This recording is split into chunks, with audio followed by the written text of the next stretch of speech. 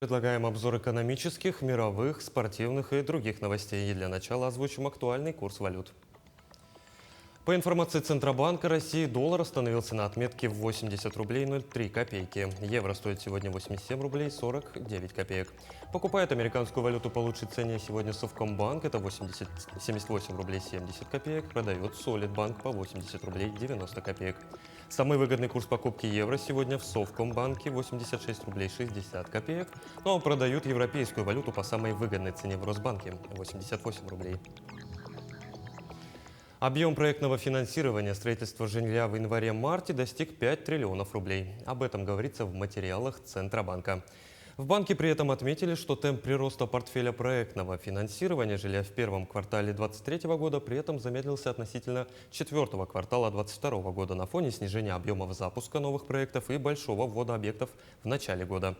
ЦБ видят, что сейчас объем проектного финансирования растет за счет замещения проектов, реализуемых по старым правилам без эскроу, но ожидают, что к концу 2023 года этот ресурс будет исчерпан.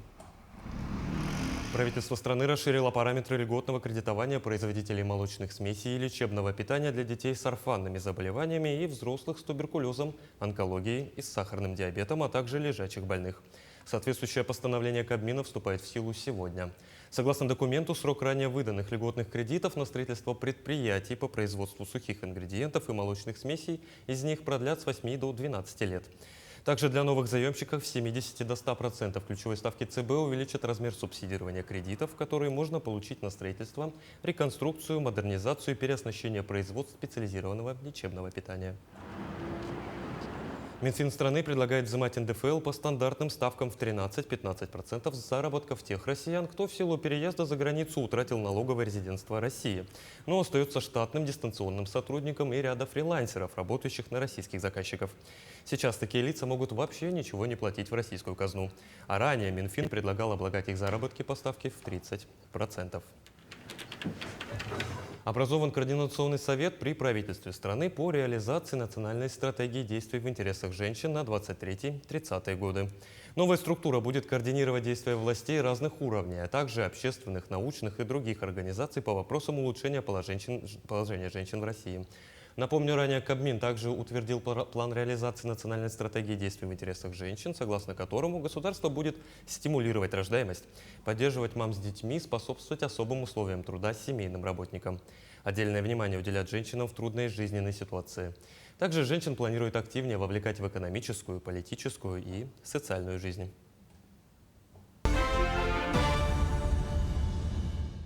Далее представляем вашему вниманию брифинг по мерам поддержки демобилизованных участников специальной военной операции.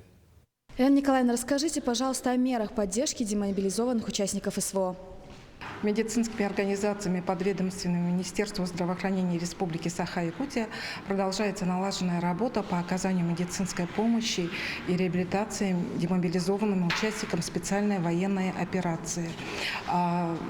Согласно установленной маршрутизации, демобилизованные участники специальной военной операции по приезду обращаются в поликлинику либо по месту жительства, по месту прикрепления, или же звонят по горячей линии 122, где для них идет разъяснение полное и разработка индивидуальной маршрутизации оказания медицинской помощи. Медицинская реабилитация организована в Республиканском центре медицинской реабилитации и спортивной медицины, а также в Национальном центре медицины. Реабилитацию можно пройти как амбулаторно, так и в условиях круглосуточного пребывания. При этом данные учреждения оказывают многопрофильную медицинскую помощь, то есть можно получить помощь не только у каких-то узких специалистов, но и, конечно же, очень серьезную помощь по травматологии, ортопедии, но и, конечно же, психотерапевтическую помощь. То, что касается психотерапевтической помощи, то она оказывается в полном объеме. Это не только медицинские организации, но и, конечно, наш головное учреждение Якутский республиканский психоневрологический диспансер. Но и мы понимаем, что настолько серьезно серьезно, это необходимо для наших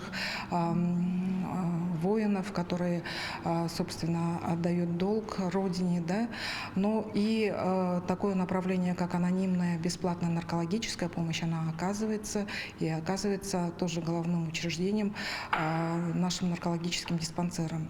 То, что касается непосредственно санаторно-курортного лечения, то санаторно-курортное лечение оказывается в санатории Бесчегда. Для получения санаторно-курортной карты участникам, демобилизованным участникам специальной военной операции, а также их родственникам, достаточно обратиться в медицинскую организацию по месту жительства. На сегодняшний день медицинскими организациями, подведомственными Министерству здравоохранения Республики оказана медицинская помощь более 500 участникам специальной военной операции. Из них амбулаторное лечение получили 319 участников специальной военной операции. Также получили стационарное лечение 116 участников, медицинскую реабилитацию, ну и, конечно же, оказана психотерапевтическая и психиатрическая помощь участникам специальной военной операции. 23 членам семей военнослужащих также оказана помощь именно психологического характера. Ну, а то, что касается санаторно-курортного лечения, то его получили 33 участника специальной военной операции. По поручению главы республики Айсена Сергеевича Николаева для оказания поддержки наших раненых земляков, участников специальной военной операции в военных госпиталях страны с ноября месяца прошлого года организована работа врачей, специалистов республиканских больниц. В этот понедельник в Южный федеральный округ Российской Федерации выехала бригада опытных врачей в составе травматолог, психотерапевт, анестезиолог, реаниматолог, под руководством очень опытного организатора здравоохранения, главного врача Мумской центральной районной больницы Якова Романовича Бережнева. И на следующей неделе, вот где-то в начале недели, выезжает также бригада врачей под руководством тоже главного врача, организатора здравоохранения Богдашина Владимира Владимировича. При этом Владимир Владимирович уже не первый раз выезжает в военные госпиталя Дальнего Востока.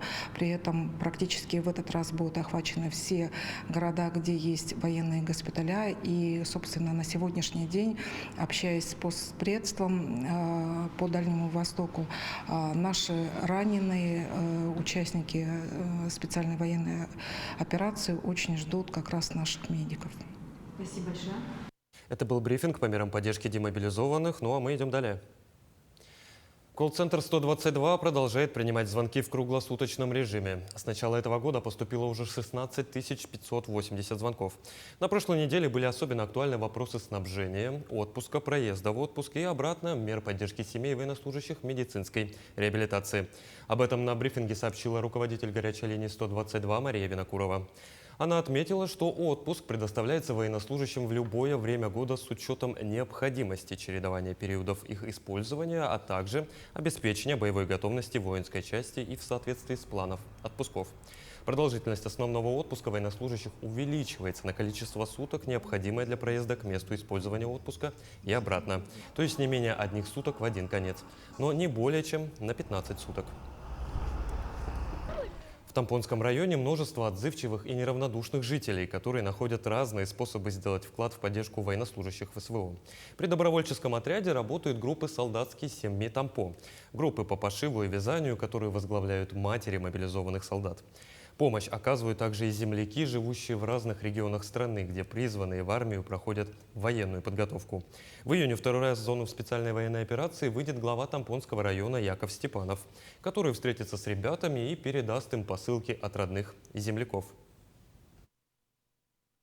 На сегодняшний день у нас работают с нами вместе волонтеры, которые находятся у нас в городах в Ростове, в Хабаровске, в Уссурийске.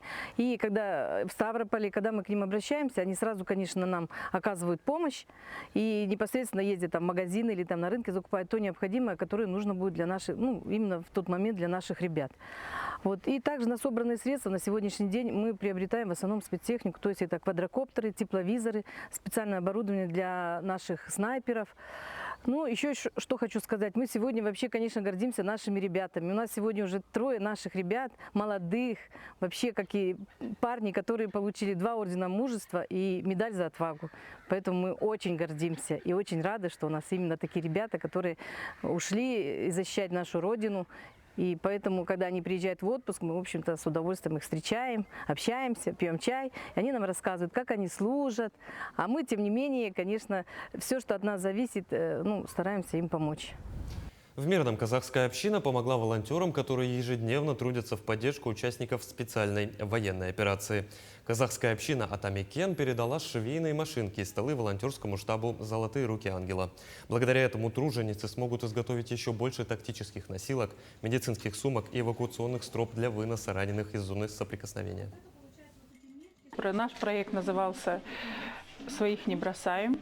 Мы получили субсидию в размере 290 тысяч. Большая часть этих денег была потрачена и направлена в штаб «Золотые руки ангела». Мы закупили для волонтеров 4 машинки, 4 стола. Сказали, что хорошие, очень довольны. Купили ткань для их работы. Другая часть, меньшая часть этих денег была потрачена на организацию и проведение полевой кухни. Приемная кампания в Северо-Восточном федеральном университете стартует уже 20 июня. В этом году вузу выделили 4436 бюджетных мест. Действует отдельная квота для детей участников специальной военной операции. Также открываются 15 новых программ бакалавриата и специалитета. Общий объем бюджетных мест сохранился на уровне прошлого года.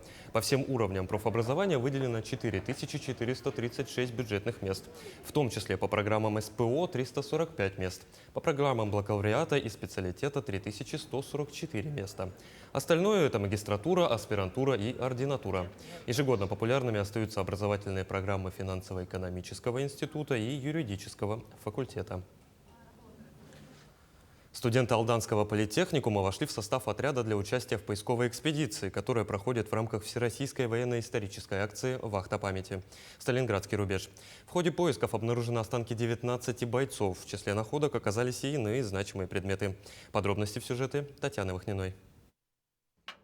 Тронутые тленом десятилетий, эти предметы были найдены поисковым отрядом бойцов, студентов политехникума, вблизи деревни Рассошки Городищенского района Волгоградской области, где с июля 42 по февраль 43 шли ожесточенные бои.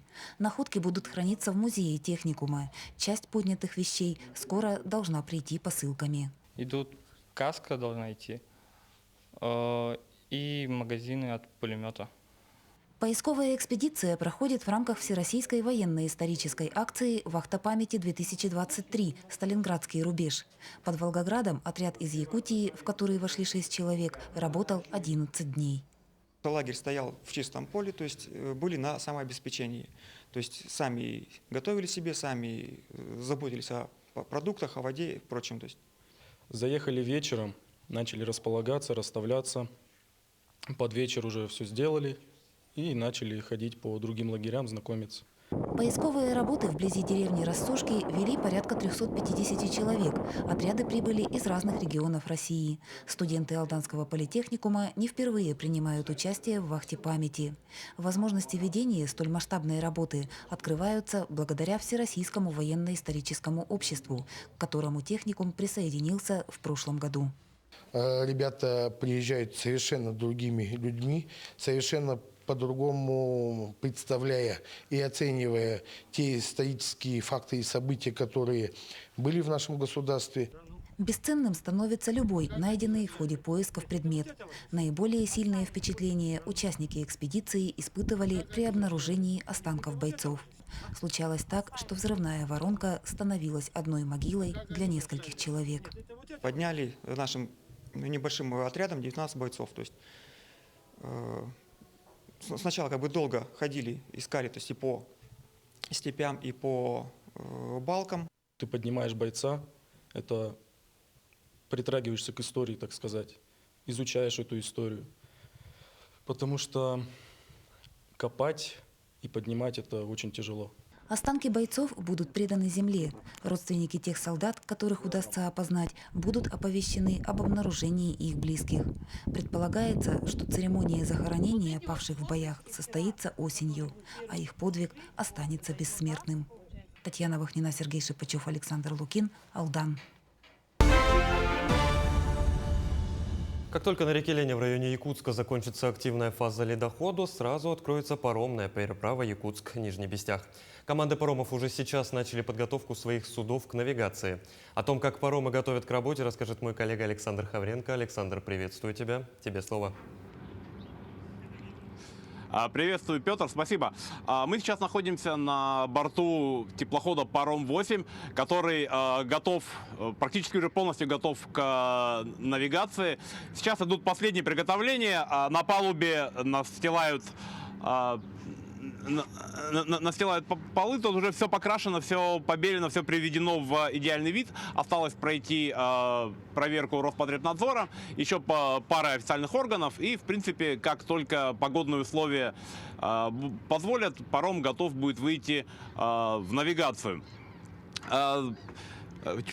Конечно, подробнее о том, как проходила подготовка к навигации, как будет проходить сама навигация, нам расскажет капитан парома. Мы сейчас зайдем в рубку. Это прям, скажем так, наверное, мозг и сердце управления паромом. И здесь нас ждет капитан Дмитрий. Дмитрий, приветствую.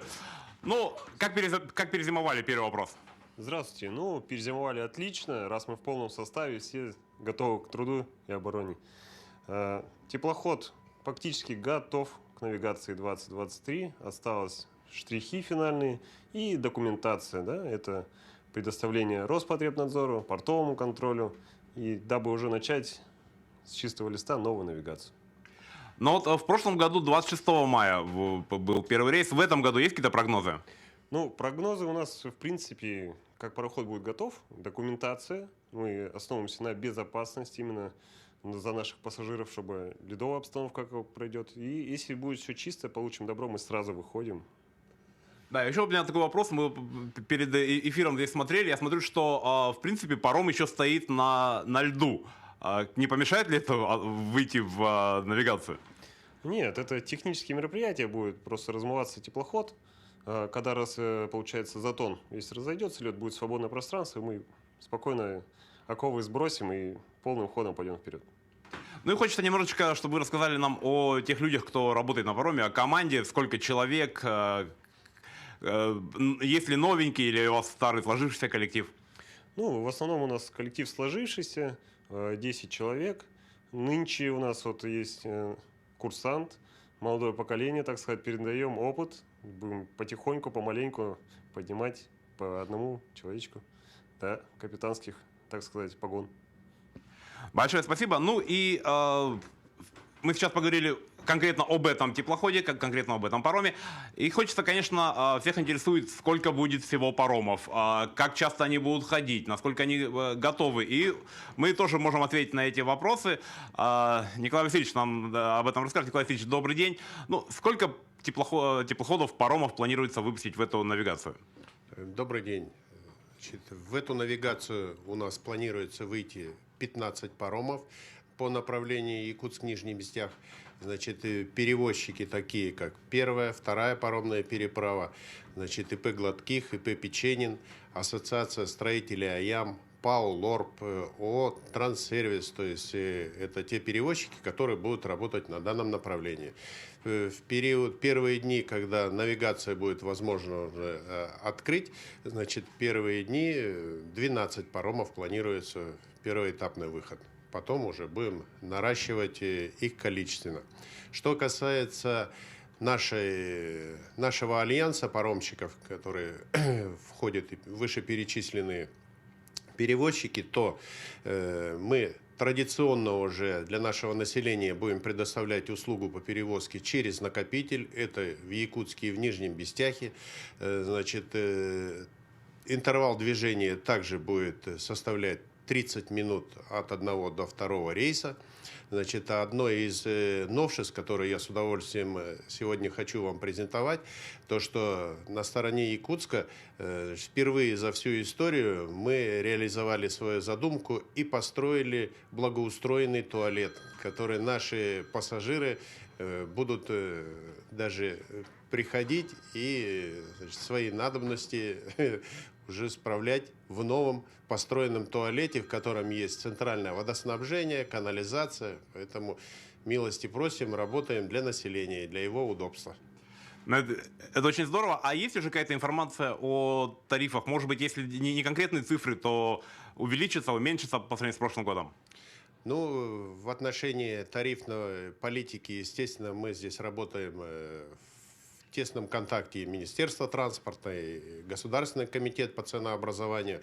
К сожалению, вот за прошлый год цена на дизельное топливо поднялась на 20 тысяч за 1 тонну, а теплоходы наши работают на дизельном топливе, и расход очень большой, поэтому затратные части наши с каждым годом увеличиваются.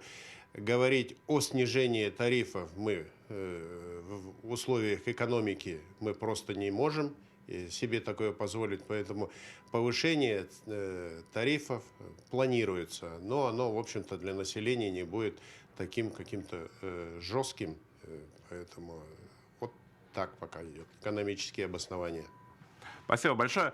Ну что ж, как мы поняли, паромы готовы. Как только река очистится от льда, как только будут условия, паромы выйдут в навигацию, начнут курсировать между Якутском и Нижним Бестяхом и будут готовы принять и пассажиров, и грузы, и машины. Поэтому, как уже сказали, милости просим на паромные переправы. На этом у меня все. Петр. Саша, спасибо. Будем с нетерпением ждать открытия паромной переправы. Но я напомню, что на прямой связи со студией был мой коллега Александр Хавренко. Идем далее. Павел Маринычев провел первое выездное совещание в новой должности генерального директора. За день он посетил несколько социальных объектов Мирного. На встрече с МЦРБ глава компании подчеркнул, Алроса продолжит улучшать качество медицины в районе. Пульмонолог, гастроэнтеролог, ревматолог и другие узкопрофильные врачи, которых так не хватает в больнице, будут приезжать вахтой из других регионов. Благодаря программе «Земский доктор», которую софинансирует и компания, и район, трудоустроившиеся врачи, а их в списке уже 20, получат по 2,5 миллиона рублей подъемных. Предлагаю такие встречи сделать регулярными для того, чтобы вы просто рассказывали, что получается, что не получается. Мы вместе корректировали свои планы, приоритеты расставляли и будем двигаться. В Мирнинском управлении автодорог намерены улучшить качество покрытия на дорогах Мирного. В этом дорожникам поможет новая дробильная установка, которая производит щебень кубовидной формы по ГОСТу. Техника, работающая на карьере Лапчан, обеспечивает сырьем строительные объекты Мирнинского района. О новых возможностях и планах Мирнинского управления автодорог узнавала Ивана Филиппова. В мае месяце мы добились фракции кубовидной формы. Это будет улучшение качества и ремонта дорог для асфальтобетонной смеси. Кубовидная форма – идеал для щебня. По крайней мере, так предписывает ГОСТ. На карьере Лапчан в Мирнинском районе сегодня создают новый вид сырья. При поддержке Алроса МУАД закупил мобильную дробильную установку и теперь работает на ней. Ее совместили со второй дробилкой, которую установили здесь в 2022 году. Сделали совместно для чего? Чтобы было минимальные потери при перевозке материала с карьера, что в один приемник все шло. А если будет 2 приемника, это лишние перегрузы будут.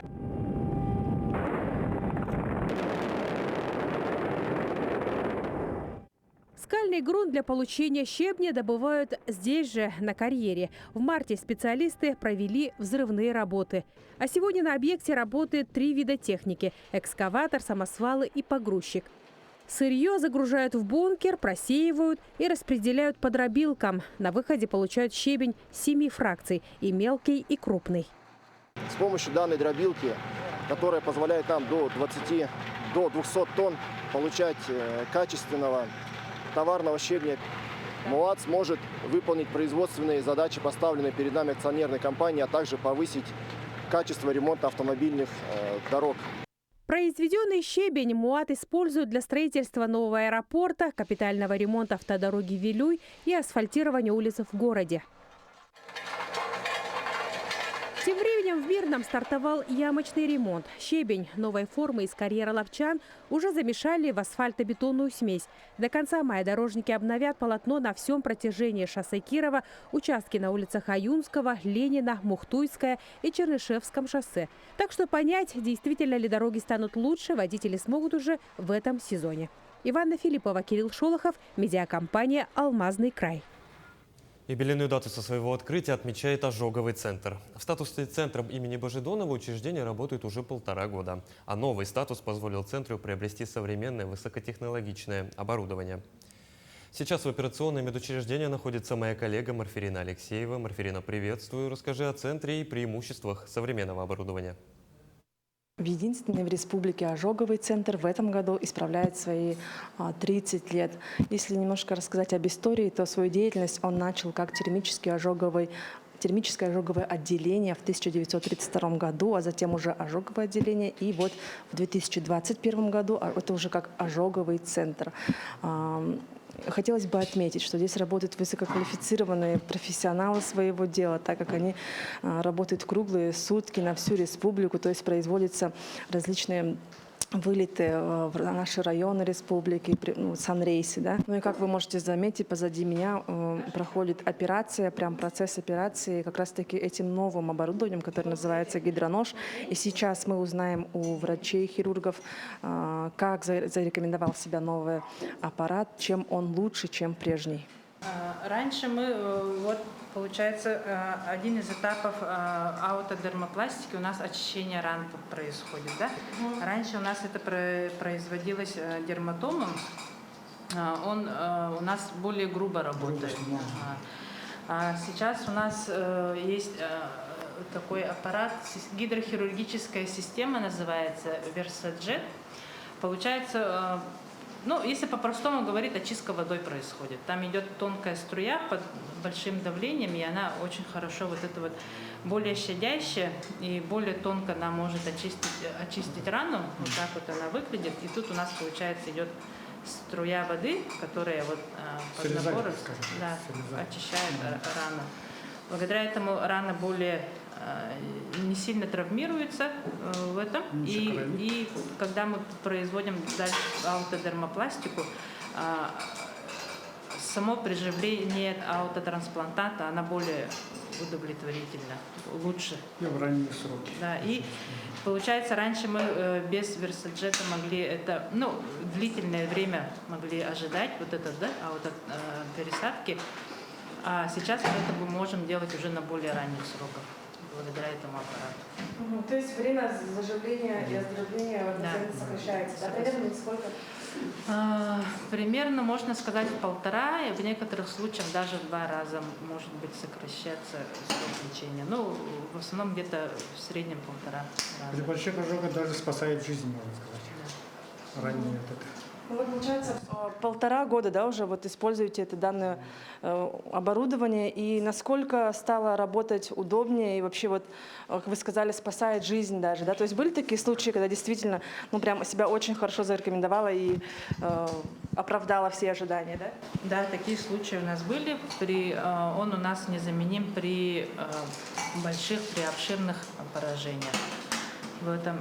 Конечно, в этом случае то, что мы можем более в ранние сроки оперативное лечение производить, оно, конечно, очень большой плюс имеет к выздоровлению пациента. У нас тут получается пациент с термическим ожогом пламенем.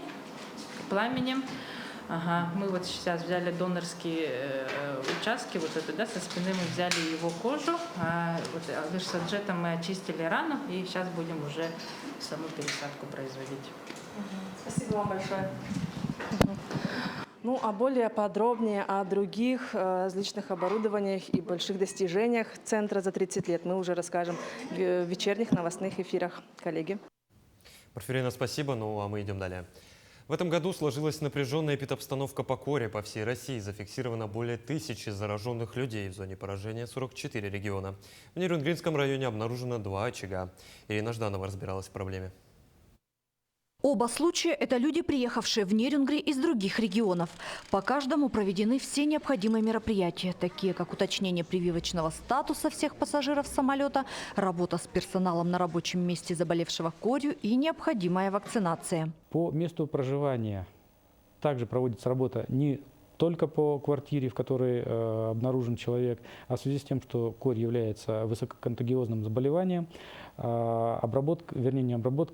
работа проводится в целом по подъезду, по дому.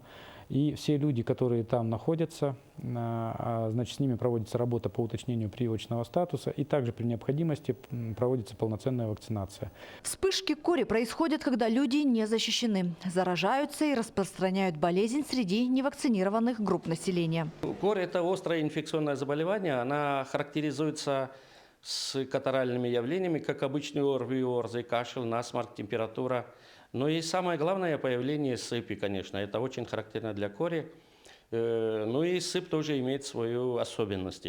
Вакцинация против кори входит в национальный календарь профилактических прививок для детей. В моменты вспышки помимо плановой требуется и так называемая подчищающая профилактическая иммунизация. Чтобы корь перестала распространяться, нужно, чтобы иммунитет был более чем у 91% населения. Вакцинация от кори проводится двукратно. Первая вакцина ставится в возрасте 1 года, и ревакцинация проводится в возрасте 6 лет. Иммунизация населения против кори в Якутии уже началась. В этом месяце поступило более 7,5 тысяч доз вакцины, которую распределяют и доставляют в центральные районные больницы республики. Для получения профилактической прививки необходимо обратиться в поликлинику. Напомним, что корь – это высококонтагиозная инфекция, и специфического лекарства от этой инфекции не существует. Единственный способ защиты – профилактическая вакцинация. Ирина Жданова, Вадим Барашков, Нерюнгри.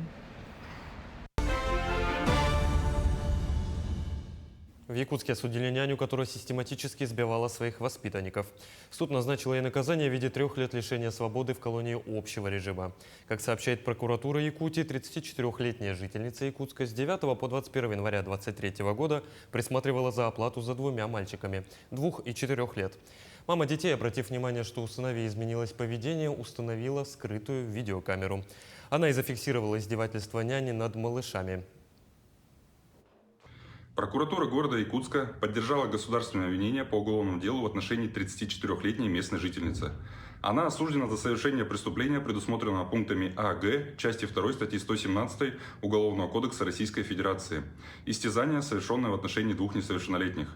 В суде установлено, что подсудимая в период с 9 по 21 января 2023 года, предоставляя услуги по временному присмотру за 2 малолетними детьми 2018 и 2020 годов рождения, из личной к ним неприязни систематически причиняла детям физические и психические страдания путем нанесения побоев и совершения в отношении них иных насильственных действий. По результатам рассмотрения уголовного дела суд, с учетом мнения государственного обвинителя, приговорил женщину к наказанию в виде лишения свободы сроком на 3 года с отбыванием наказания в исправительной колонии общего режима. Приговор не вступил в законную силу. В Якутске вынесли приговор по делу об убийстве и расчленении человека. Установлено, что в ходе распития спиртных напитков между 2 мужчинами и потерпевшим произошел конфликт, в ходе которого злоумышленники нанесли ему множественные удары ножом. После чего расчленили тело и вынесли его части в пакетах к мусорным бакам. Мужчину осудили на 16 и 17 лет лишения свободы с отбыванием наказания в исправительной колонии строгого режима. Также судом удовлетворен гражданский иск потерпевших на сумму в 2 миллиона рублей. Россия и Грузия с сегодняшнего дня возобновляют полеты между странами, остановленные еще в 2019 году. Первый рейс из Москвы в Тбилиси сегодня выполнит российская авиакомпания «Азимут». Рейсы в столицу Грузии будут выполняться ежедневно на отечественных самолетах «Сухой Суперджет-100». Полеты при этом будут осуществляться из московского аэропорта Внуково. По словам пресс-секретаря президента Российской Федерации Дмитрия Пескова, возобновление авиарейсов – это решение гуманитарного характера. Он рассказал, что в адрес российских властей на протяжении достаточно длительного времени поступали обращения граждан и предпринимателей обеих стран, общественных объединений, научных кругов, деятелей культуры, и все они просили принять это необходимое решение. Товарооборот между Россией и Кубой по итогам 2022 года вырос в 3 раза до 452 миллионов долларов. Об этом рассказал заместитель председателя правительства Российской Федерации Дмитрий Чернышенко. По его словам, благоприятный политический фон создает необходимые условия для развития торговли, наращивания инвестиций и культурно-гуманитарного взаимодействия.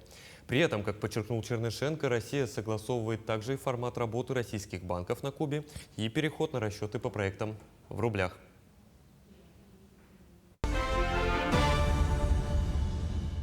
В Мирнинском районе с прошлого года активно проводятся тренировки по национальным играм благодаря гранту главы республики. Как проводятся занятия и кто их посещает, смотрите далее. Якутские национальные настольные игры формировались и совершенствовались на протяжении столетий, передавались из поколения в поколение и были основным средством по приобретению навыков и умений.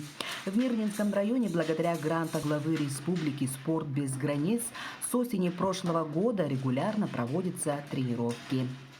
У нас тренировки в здании ЛИВУ проводятся 3 раза в неделю, 1 раз в коррекционной школе. В тренировки приходят все желающие, любая возрастная группа. В течение учебного года нас посетило свыше 60 человек. Из них регулярно занимается где-то 20 человек. В настольных играх Хаблык-Хамска – это проверка на ловкость, силу, выносливость, поэтому игры не теряют своей актуальности и сегодня широко распространяется среди местных жителей. Есть старинный вид еще игры. Там, получается, лучики, они еще с зубчиками получается, да. Вот хотелось бы еще эту игру обучить, тоже обучиться, потренироваться, попробовать себя в этом. Игры оказывают большое влияние на воспитание ума, характера, воли, физически укрепляют человека, создают интерес к народному творчеству. Игра Хаблык и Хамска очень полезны для моторики рук. А моторика рук, то есть мы же, развивая моторику рук, развиваем свое мышление, свою скорость мышления, да, и зрение, да, то есть все это вкупе составляет такое очень полезное занятие. Сегодня благодаря кропотливой работе и поддержке республики старинные якутские настольные игры становятся достоянием многих жителей Мирнинского района. И это подтверждают соревнования различного масштаба, в котором участвуют ученики кружка по настольным играм. Анна Васильева, Мирный. В эту субботу, 20 мая, в Якутске пройдет спортивно-массовый забег «Зеленый марафон». В этот день утром на 2 часа перекроют улицу Аюнского и Сергеляхское шоссе. Об этом сообщили в пресс-службе окружной администрации. Так, с 10 до 12 часов проезд для транспорта ограничат по улице Аюнского на участке от перекрестка с улицей Каландарашвили до перекрестка с улицей Дежневой и по Сергеляхскому шоссе на участке от перекрестка с улицей Автодорожной до перекрестка с улицей Красильникова. 5 работ претендуют стать талисманом 8-х международных спортивных игр «Дети Азии», которые пройдут в Якутске в следующем году. Свой голос может отдать любой пользователь социальной сети ВКонтакте. Голосование сегодня проводится на странице игр «Дети Азии». За победу в нем борются проекты «Бизон», «Магатой», «Мамонтенок», «Лена и Алдан» и «Соболь». Работа, набравшая наибольшее количество голосов, станет официальным талисманом крупнейшего международного соревнования в Якутске. –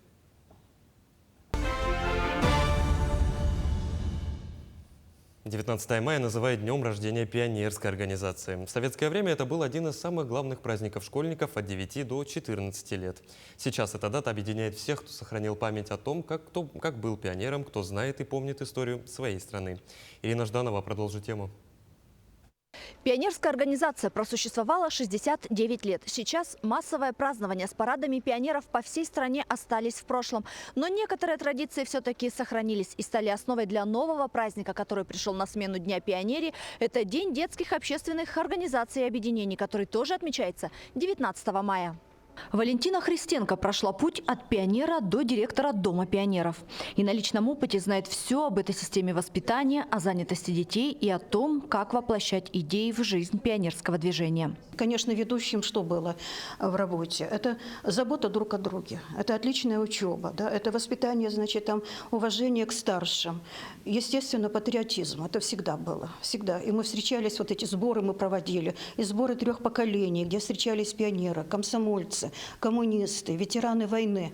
Вот, и каждый рассказывал о себе, о своем времени, вот, расширяя кругозор ребят, обогащая их вот это, да. Ну и, конечно, ребята тоже старались быть, ну, похожими. Та закалка, которую получили в пионерской организации, сегодня помогает быть готовым к участию в решении любых вопросов. Потребность в активной деятельности не дает бывшим пионерским вожатым, таким как Валентина Николаевна, оставаться в стороне. Почаще рассказывайте о нашем пионерском детстве. Почаще рассказывайте о тех добрых делах, которые мы проводили. Это и сбор макулатуры, сбор металлолома, например, для того, чтобы построить, сдавали, получали деньги для того, чтобы построить Анадырь, Анадырский дворец пионеров. Понимаете? И как мы потом гордились этим, что вот и наша тоже маленькая, пусть там маленький рубль или копеечка, они тоже, значит, помогли открыться этому Дому пионеров. Пионерская атрибутика – это красный галстук, значок, барабан, горн – то, чего уже не увидишь в современной школе, но что бережно хранится в музее как память и история нашей страны. При вступлении в пионерию ребята давали клятву. Я такой-то, вступая в ряды пионерской организации, обещаю выполнять все законы, любить свою родину, Советский Союз, и выполнять все законы, которые от меня требует моя страна. Тот, кто был пионером, вспоминает чувство гордости и радости. Для людей того времени это насыщенная жизнь, песни у костра, ответственность за общее дело. И сейчас День пионерии объединяет не одно поколение россиян, граждан разных стран. И этот праздник памятен и дорог всем тем людям, детство которых было пионерским.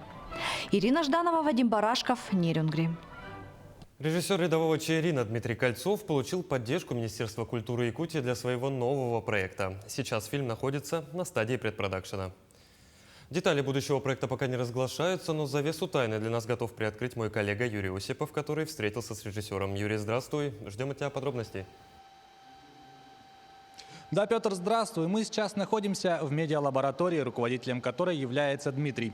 Как нам стало известно, съемки нового проекта начнутся в середине этого лета. А вот, собственно, сам Дмитрий, режиссер будущего проекта. Давайте узнаем у него поподробнее о будущем фильме. Дмитрий, здравствуй. Расскажи, пожалуйста, нам поподробнее о своем новом проекте. Рабочее название нашего проекта «Проект Звезда». Это фантастика, фантастический фильм. Фильм призван реализовать те наши возможности, которые появились в последнее время, тот потенциал ребят, которые работают с графикой. И поэтому это фильм фантастика с большим количеством динамичных, очень ярких и магических сцен. Насколько я знаю, ты не только режиссер этого фильма, но еще и сценарист. Расскажи нам, пожалуйста, об этом. Да, сценарий, задумка этого сюжета была достаточно давняя. Лет, может быть, 8 назад мне пришла идея. Но после того, как мы запустили «Рядового Чаирина» в прокат, после этого я сел за сценарий и уже более детально приступил к написанию. Практически 2 года я его писал. Сейчас у нас уже финальная версия. И мы приступили, сейчас у нас предпродакшн. И в середине лета, я думаю, мы уже приступим непосредственно к основному этапу съемок. Ну и говоря о «Рядовом Чаирине», это был твой режиссерский дебют, и дебют очень удачный. Расскажи, пожалуйста, какой опыт ты из него вынес и что из него используешь в новом проекте? Ну, в первую очередь, самый главный опыт – это работа с командой, работа с талантливыми ребятами, которые делали графику, которые делали цветокоррекцию, весь этот организационный процесс. Но в отличие от больших, может быть, российских проектов или зарубежных, у нас главная особенность – это правильная оптимизация процесса, потому что бюджеты у нас не такие большие, но все равно критика и отношение к нашему кино, оно достаточно высокое. Поэтому мы в рамках тех бюджетов и тех возможностей, которые у нас есть, мы должны выдавать какую-то очень достойную картинку. Но так как «Рядовой Чаирин» попал на федеральный канал на 9 мая, мы считаем, что мы со своей задачей справились. И теперь вот этот опыт работы с молодыми, талантливыми ребятами мы переносим в новый проект с новыми, чтобы вывести наши возможности, наши умения на новый уровень. Ну и, Дмитрий, мы пообещали нашим зрителям, что раскроем небольшие секреты будущего фильма. Собственно, время сдержать обещание. Но совершенно точно я хочу вам сказать, что зритель увидит не просто магию нашей природы якутской, он увидит ее отражение в графике, в определенных эффектах. Это будет история отчасти про параллельные миры, история про судьбу и про нашу магию нашей Земли. И эту магию, которую мы чувствуем на тех же Ленских столбах, где будет проходить часть съемок, эту магию вы чувствуете, когда туда приезжаете, а тут мы ее вам покажем. Ну и, собственно говоря, о графике. Скажите, вот что происходит сейчас у нас за спиной? Что это за фон и имеет ли он отношение к будущему фильму? Да, это сейчас идет настройка виртуальных декораций, мы это называем. Это система XR, система дополнительной реальности для оптимизации съемок. Сейчас это пещера, которая должна находиться, по идее, внутри скал Ленских столбов. Сейчас ребята настраивают текстуры, настраивают цвет и оптимизируют работоспособность самой системы. Вот. В будущем на этом фоне с этим покрытием и с этим освещением будет непосредственно в ближайшее время уже проводиться тестовые съемки, которые запланированы в нашем листе съемок. Ну и вот мы сейчас находимся в медиалаборатории. Скажите, что помимо студии XR, да, которая используется для съемок сложных сцен с использованием компьютерной графики, еще включает в себя лаборатория? Ну, Юрий, у нас есть студия звукозаписи, в которой мы записываем звуковые дорожки, но я вам покажу не только студию звукозаписи, я покажу вам студии сведения звука. Студия сведения звука, после того, как записался вокал, записали шумы, когда кто-то шагает, кто-то прыгает, говорит, кашляет, после этого все сводится на свои дорожки, и эти дорожки сводятся для создания финального звукового трека. Вот эта студия называется студия сведения звука кино. Давайте пройдем, я вам покажу более детально. Здесь представлено современное оборудование, на котором звукорежиссер финального этапа весь этот звук правильно сводит в одну композицию, раскидывает по разным дорожкам. Это будет 7-1. Допустим, самолет, если летит, он должен у вас лететь оттуда, пролетать сюда и улетать туда. Но кроме звука, который должен быть максимально качественным, в кино присутствует еще свет. Поэтому я хочу вам показать очень важную студия цветокоррекции. Весь киноматериал снимается, как правило, в нейтральных цветах, чтобы у цветокорректора, у режиссера была потом возможность уже на этапе постпродакшена, скажем так, регулировать настроение сцены.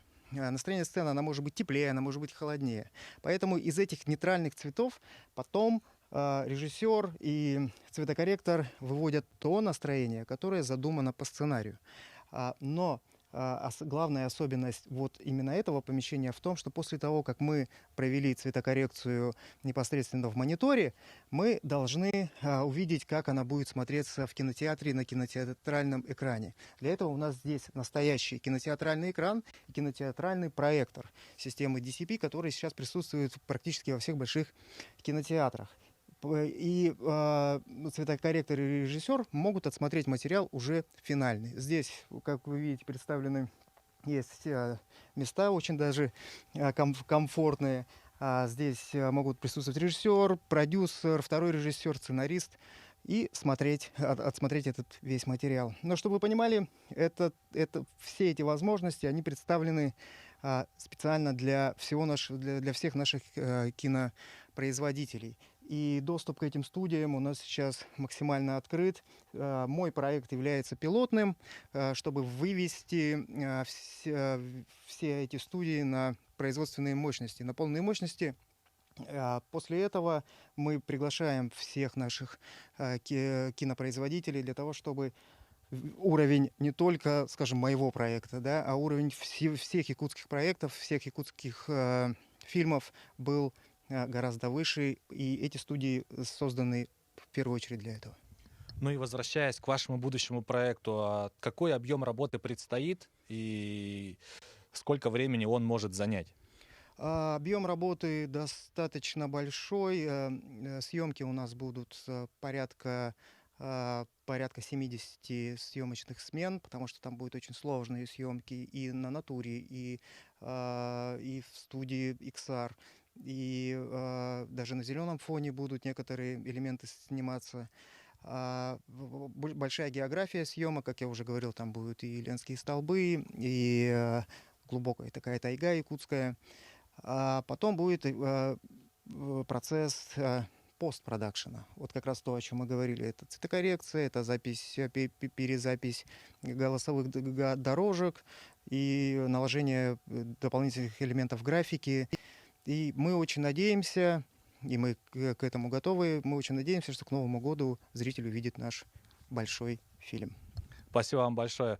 Ну а мне остается добавить, что вместе со всеми якутянами мы ждем премьеру будущего фильма. Петр, на этом у меня все. Передаю слово тебе. Ира, надеюсь, зрители по достоинству оценят новую работу режиссера. Спасибо. Но я напомню, на прямой связи со студией был мой коллега Юрий Осипов.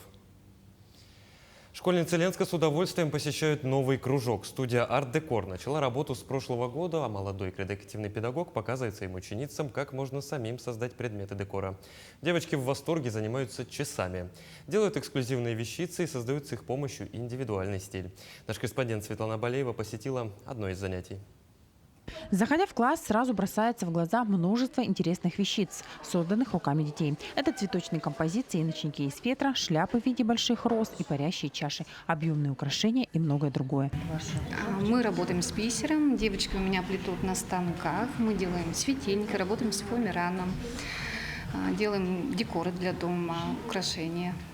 В день нашей съемки девочкам было дано задание сделать для себя фенечку. На специальных станках, аккуратно, не торопясь, ученицы старались сделать рисунок точь-в-точь, что на картинке, представленный для примера. Мы сделали резиночки красивые из бантики.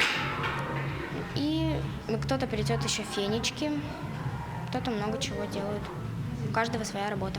В коллекции Маргариты не только украшения из бисера, но и изделия посложнее. Это предметы интерьера из фоамирана и фетра, ночники и цветочные композиции. Сегодня девочка планирует повторить сделать ночник, но уже не для себя, а в подарок. Я хочу попробовать еще раз для мамы с папой сделать. Папе хочу сделать, попробовать фенечку сама, а маме хочу лампу сделать, потому что маме она тоже очень нравится.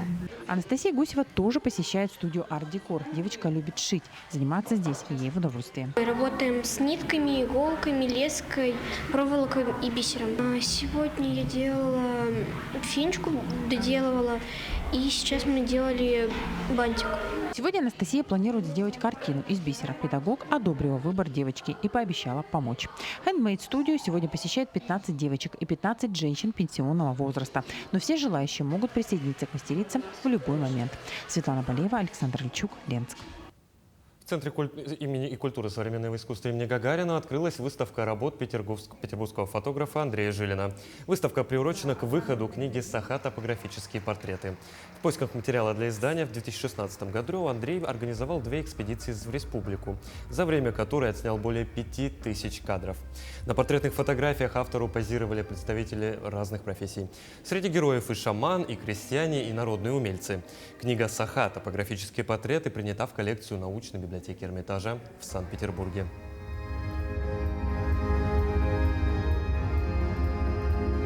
Я считаю, мне очень повезло с персонажами. На самом деле их было гораздо больше. Это выборка из этого всего. Было порядка 30 человек, в книге представлено 18. Значит, очень, опять же говорю, тут совершенно по-якутски все это дело происходило. Очень поражает глубина и искренность. Не знаю, у меня это мое впечатление, искренность людей, которые с нами разговаривали, общались. По данным Ростуризма, за последние 10 лет туристический поток в Арктику вырос более чем в 1,6 раз. Арктика и северные регионы Якутии являются привлекательным направлением для искушенных туристов. Хотя из-за низких температур и пустынных ландшафтов северные территории одни из самых неприспособленных к гостям. Поездка в самый отдаленный Момский район может быть как суровым испытанием, так и открытием для большинства россиян. Дикая первозданная природа, красивые пейзажи, рыбалка привлекают все больше не только российских, но и иностранных туристов. В этом лично убедилась Ирина Григорьева.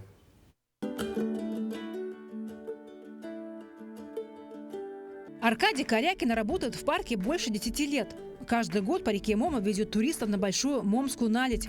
Туристы в основном иностранцы, которые давно облюбовали эти места. Мало кто ездит. На винтовых очень сложно ехать. Только на водометах обычно осенью. Летом бывают туристы, их тоже на винтовых. Ну и когда вода маленькая, мы их на водометах возим. Несмотря на сложность поездки, впечатление от увиденного того стоит. Вдоль берегов Момы бесконечно тянутся Улаханчистайские и Момские хребты. Особенно завораживают летом заснеженные горы и местный пейзаж. Можно увидеть конус потухшего вулкана Балаган-Тас, высота которого достигает 992 метра. Наверху есть геодезический знак, возле которого туристы и участники научных экспедиций оставляют памятные записки. Через несколько часов мы прибываем в местность, где находится Большая Момская наледь. Большая Момская наледь находится в километре ниже устья Эйюмю. Эйюмю в переводе с эвенского языка означает «незамерзающая река». В разное время года эта наледь может достигать и протянуться до 30 километров.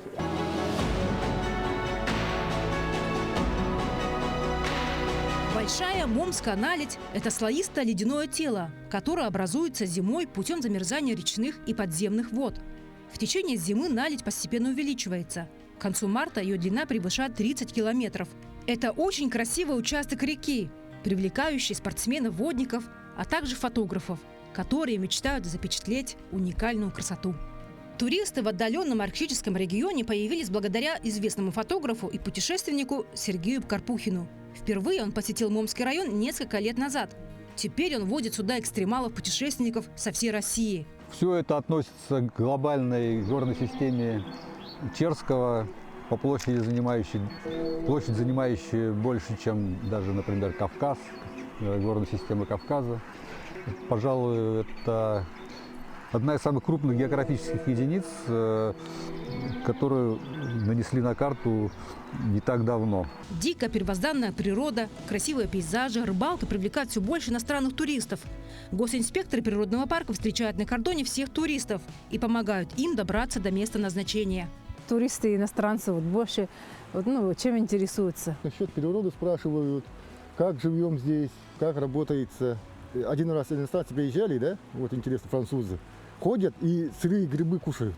Угу. Просто так. Прямо вот берут, ходят? Берут и кушают сырыми. Спрашиваем, а вдруг ядовитые? Они говорят, у вас на севере здесь ядовитых нету. Рыба интересуется очень, говорят, вот такие большие рыбы. У них, например, на Франции, там на реке Сене, рыбу ловят и не едят, они выпускают. А у нас живую, вот поймал, жарил или сырую, вот так приготовил индийский салат и кушаешь, они интересуются, вот интересно им очень. По словам госинспекторов, большинство туристов, которые едут в Момский район, хотят попасть именно сюда, на Большую Момскую наледь. Ведь именно здесь они ощущают всю мощь природы. Все, что волнует людей в больших городах, остается далеко за полярным кругом. Здесь успокаиваются мысли, забываются проблемы, а главное, Арктика мистическим образом влюбляет в себя раз и навсегда. Всех, кто сюда приезжает и хотя бы один раз увидел, как танцуют Момские горы.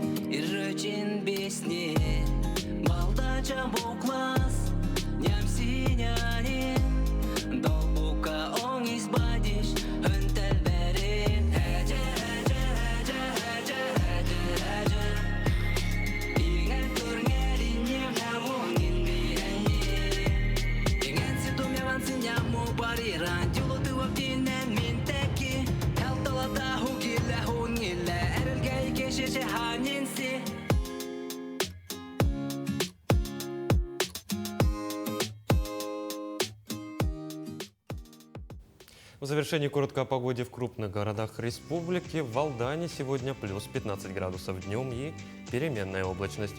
Ночью дождь и плюс 4, ветер 2-4 метра в секунду. В Нерюнгри солнечно, днем в южной столице плюс 16 градусов, ночью температура будет плюс 2. Ветер с порывами до 3 метров в секунду. В Ленске также преимущественно облачно, днем плюс 12, ночью столбик термометра опустится до 1 градуса, ветер до 3 метров в секунду. В алмазной столице пасмурно с прояснениями, в Мирном днем плюс 9, ночью плюс 3, ветер до 3-4 метров в секунду. Атмосферное давление 731 миллиметр. В столице республики сегодня переменная облачность, днем плюс 8 градусов, ближайшей ночью плюс 3. Ветер 3-5 метров в секунду, атмосферное давление 749 метров ртутного столба. На этом выпуск подошел к концу. Спасибо, что провели это время с нами и до новых встреч.